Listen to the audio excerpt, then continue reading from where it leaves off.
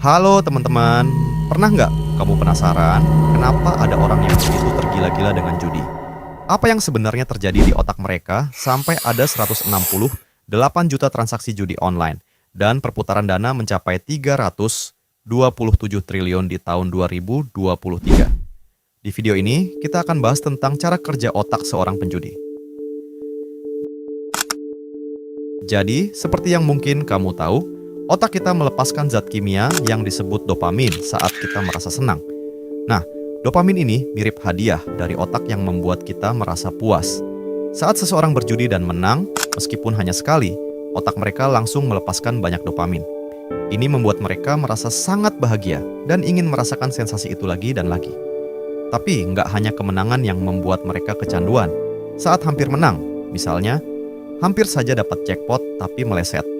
Otak penjudi tetap melepaskan dopamin, walaupun jumlahnya nggak sebanyak saat benar-benar menang. Ini yang dikenal sebagai efek near miss atau hampir menang.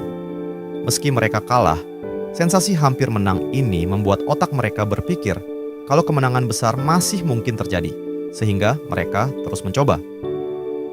Penjudi juga sering mengalami apa yang disebut distorsi kognitif atau pola pikir yang salah.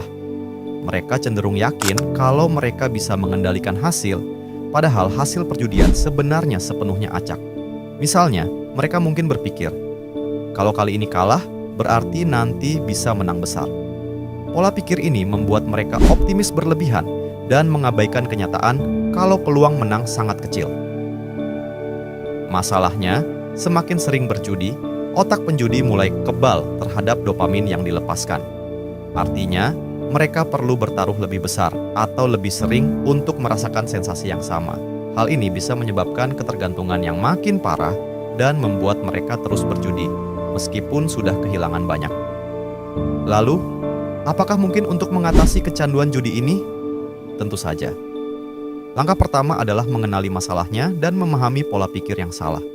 Ada juga terapi yang bisa membantu otak mengurangi ketergantungan pada dopamin tinggi ini, seperti terapi perilaku kognitif atau CBT, yang mengajarkan cara berpikir lebih rasional dan realistis.